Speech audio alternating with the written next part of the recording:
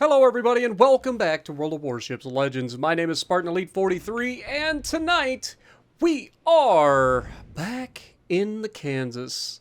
And we're on Greece. And we are going to stand and fight against an insurmountable odds worth of enemies.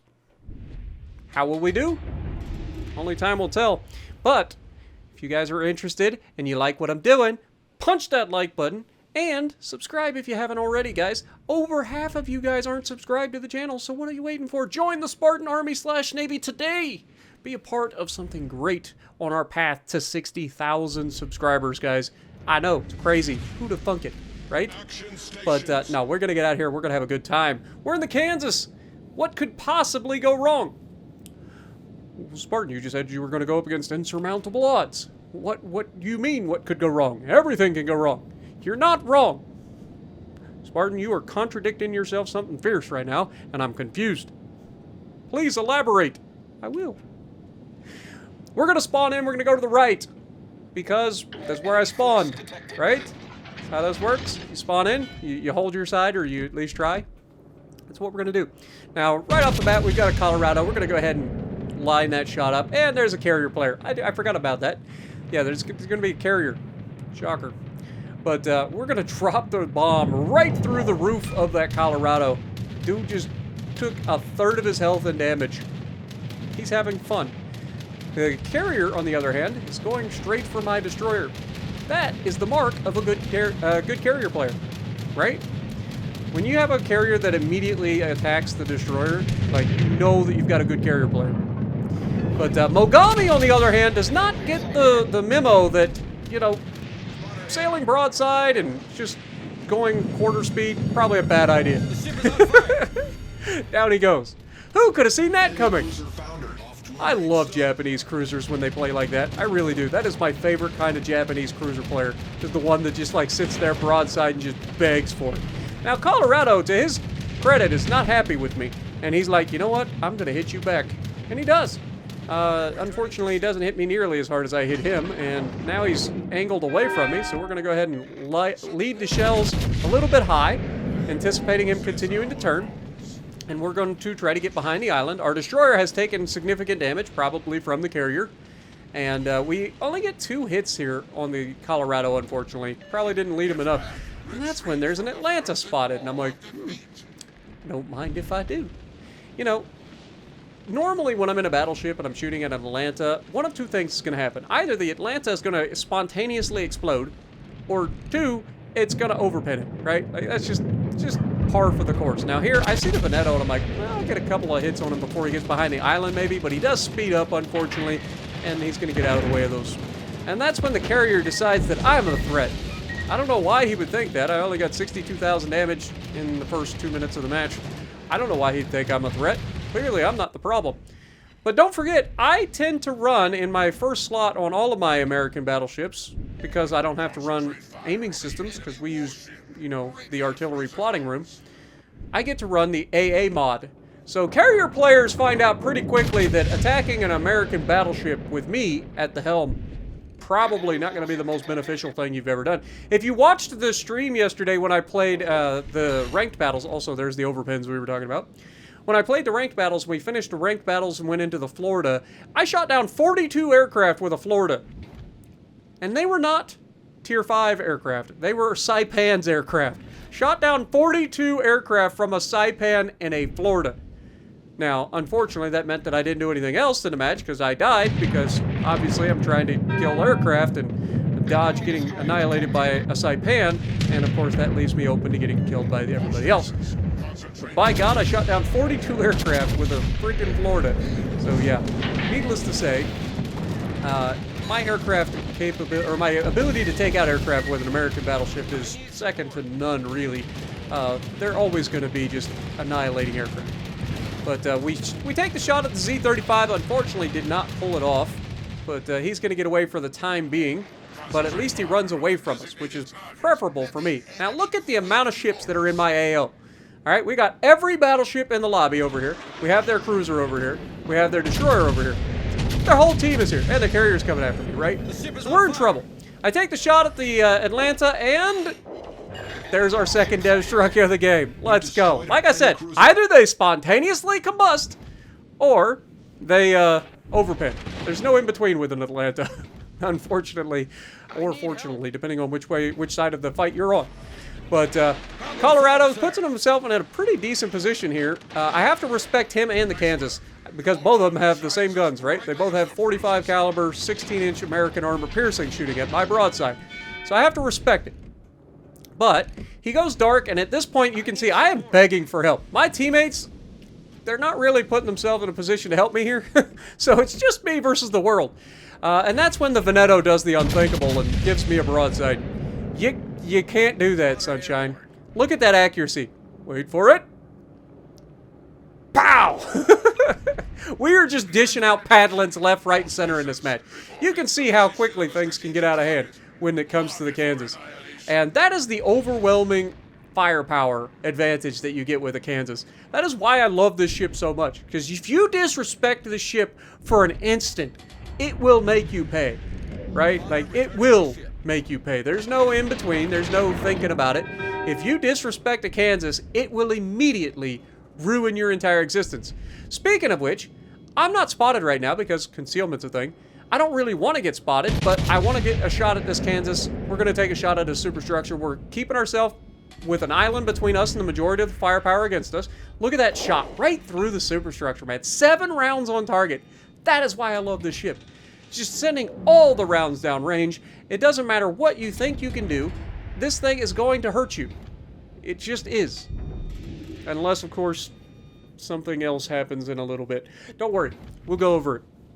My inexperience with a specific ship is going to come back and bite me in the backside in the most real way. But that's not yet. Okay? We got time. That being said, Colorado's right here absolutely freaking begging for it. And I'm like, well, I'm going to come around the corner. I'm going to slap this shit right out of him. I'm going to just slap him. He is begging for it. So we come around the corner. We aim. We know we overmatch. I fire the guns. I accidentally oopsied because I accidentally unlocked the target right as I went to shoot the guns by locking the guns like a complete doof. That was on me. Just getting excited and seeing a good opportunity and screwing the pooch. It just happens. We've all been there, right?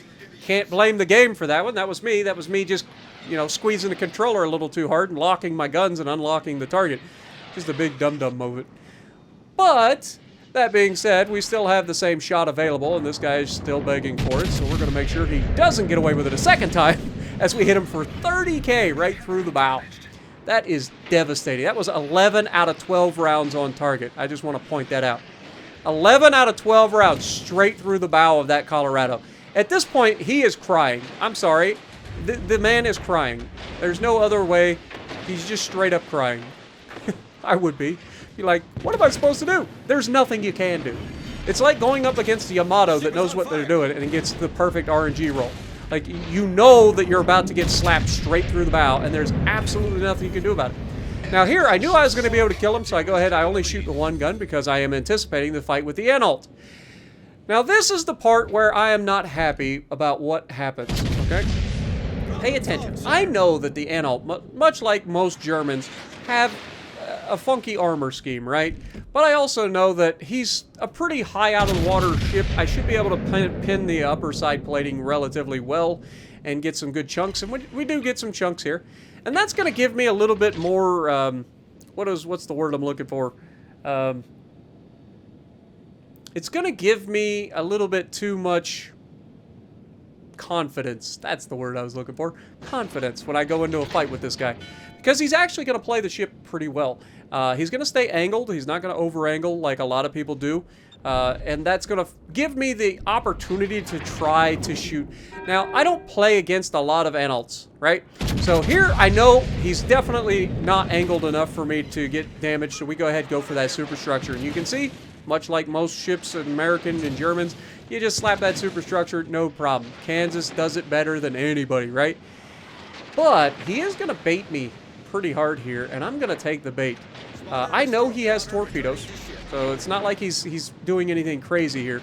But because he opens the angle to get more guns on target, I'm actually going to go straight for the upper side plating into the shot, right?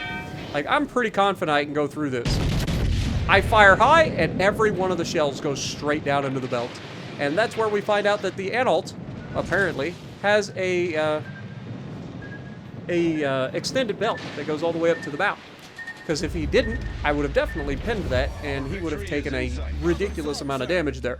But unfortunately, that is not the case, and he does have those ungodly torpedoes, and yeah, that's the end of it for me. Unfortunate, but you saw how high I aimed that shot. I was trying to go for the upper side plating if there is any, and I don't even know if there is. I haven't seen the armor scheme of the Anhalt, so I haven't actually like been able to play against it a whole lot in up-close combat. But now we know that for sure it definitely has an extended belt at minimum, and at maximum maybe it's a full bow that's just too much. So we got to do something differently next time we take it out. But 185,000 damage, fighting against their entire enemy team, basically solo, and just annihilating everything. And we shot down 14 planes in the process.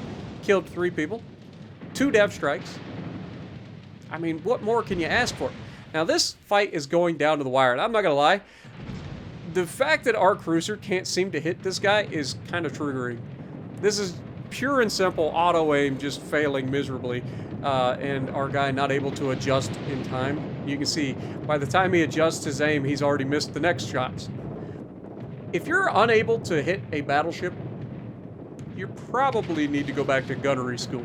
Okay, I know you're 17 kilometers away. It's not even 17 kilometers away. You should be able to hit an Anhalt. That's about as big a battleship as you could possibly hit. There, you're starting to hit some targets, and you can see how quickly he goes down after that. It just takes a little bit of aim. Stop auto aiming all the time. It's okay. But he goes down, and that leaves. I'm not gonna lie. He gets the shot away at the Suja, and I was cringing because I was just watching the Suja just get ready to get yeeted. Because if that was me, I guarantee that would have been Citadel City, right? Like, just the way it is. I already know. But Suja now has one guy left, and it's the carrier. And that's kind of terrifying, because it's still an enemy carrier that's fully capable of ruining your existence, right? So our carrier is going to do something that drives me crazy. I understand why you want to do this as a carrier, but I also don't understand it, because you're just throwing time away, right? Like, our carrier does not have to attack this Parsifal. He doesn't. He just sits here and lights him up. That's all we need. The Suja will do the rest. But the carrier can't do that, right? They want damage. So what do? They fly their planes into the AA of the carrier, and the carrier is going to be, he gets his drop away, and then he loses his planes, and then we no longer have spotting. And so now we got to wait for the next batch of planes to come across the map to spot the guy. Suja's not close enough to spot him. This is what drives me crazy. If you're in a situation like this, carrier players, I understand you want damage, but just keep the guy lit up. You don't have to attack him. Just fly your planes outside of his AA range, keep him lit up. The teammate will finish him off, and we will be done with it. But instead, what ends up happening is now this carrier player gets a couple of more drops away, and this poor Suja is about to get yeeted because of it. Look at the damage coming in. Look at that. That is the damage that we're talking about. You can't allow that. You gotta stop and stop being so greedy. Just spot. You know, sometimes it's okay to just spot. Also, this is the worst drop I've ever seen in my life. Just throwing that out there. But those torpedoes were not even close to being in the same zip code as that carrier. They would have never made it in time. You got to lead a lot more than that if you're going to be leading there. But still, 185,000 damage. A fun game. Top of the leaderboard. 3,000 base XP again in the Kansas. Let me know what you guys think down in the comments below. And a little caveat. Atlantica with clear skies. That's something you don't see every day. But if you like what I'm doing, punch the like button. Leave a comment below. Subscribe to the channel if you haven't already. And as always, I will see you in the next video.